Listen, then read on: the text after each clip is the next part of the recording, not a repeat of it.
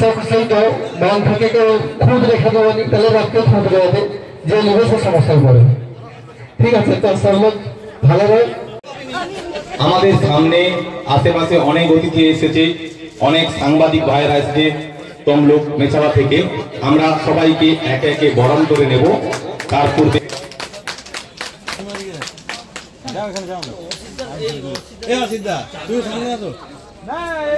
দেখা যায়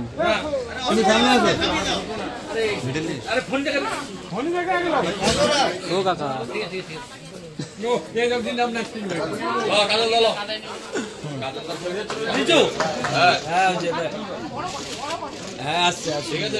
একদম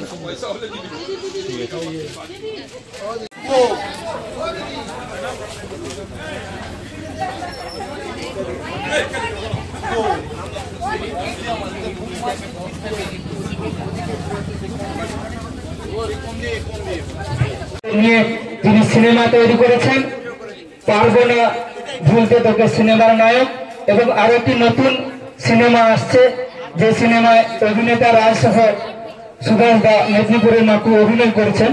এই সিনেমা নিয়ে ওনারা নিজের মুখেই বলবেন। প্রথমে আমরা বরণ করে নিচ্ছি, বরণ করবে ঋত্বিকা সাহু, অভিনেতা রাজকে বরণ করে নেওয়া হচ্ছে।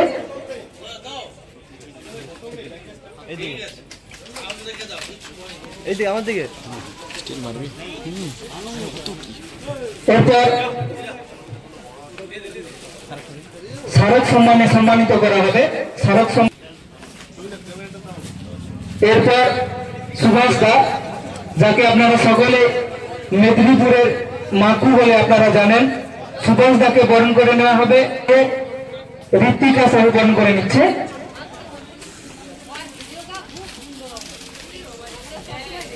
মাকুদাকে মানে সম্মানিত করবেন ময়না প্রেস ক্লাবের অন্যতম সদস্য সম্মানীয় বাবু শঙ্কর সাহু মহাশয়।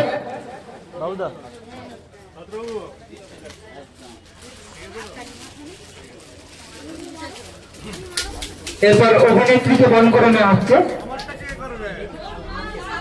অভিনেত্রী মাহুকে বরণ করে নেওয়া হচ্ছে। পুষ্পস্তবক দিয়ে বরণ করছে ঋত্বিকা সাহু। স্মারক সম্মানে সম্মানিত করবেন ময়না প্রেস ক্লাবের অন্যতম সদস্য সম্মানীয় সনাতন দাস গজেন্দ্র মহাপাত্র মহাশয়। আমি মঞ্চে আহ্বান করছি সম্মানীয়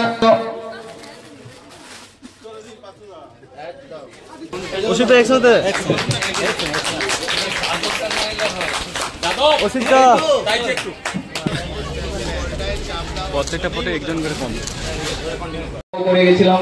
তো প্রত্যেক বছর আমাকে ডাকার জন্য অসংখ্য ধন্যবাদ। আমি রাখি বন্ধন উৎসবও এসেছিলাম। তো এইভাবে আপনারা ভালোবাসা দিয়ে যাবেন। আর সবসময় বলি যে ময়নার যত জায়গায় আছে বিভিন্ন জায়গা আমি তুলে ধরার চেষ্টা করি সিনেমার মাধ্যমে। আমাদের রিসেন্টও একটা গল্প হতে চলেছে, খুব বড়ভাবে বানাতে চলেছি।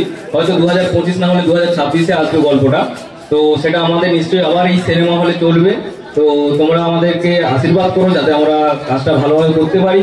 আর আমাদের একটা ইউটিউব চ্যানেলও আছে, রাজ মুভিজ ইউটিউব চ্যানেল, যেখানে আমাদের অলরেডি 20,000-এর বেশি মানুষ জড়িত হয়েছে, যেখানে আমরা বিভিন্ন ধরনের পারিবারিক গল্প নিয়ে আমরা গল্প বানাই।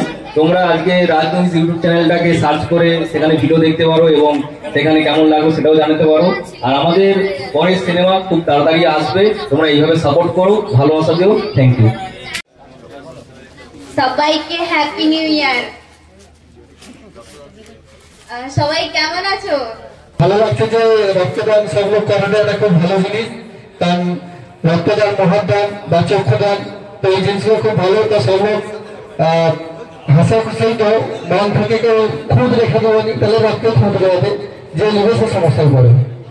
ঠিক আছে, তো সব লোক ভালো রয়ে। আমাদের একটু কাজ আছে, আমাদের কলকাতা যাইতে হবে, তার জন্য আমাদের একটু ব্যস্ত আছে। তো নমস্কার সবাই, ধন্যবাদ জানাই। ইচ্ছা ময়না প্রেস ক্লাবের প্রতিষ্ঠা দিবস এবং তার সাথে সাথে রক্তদান শিবির।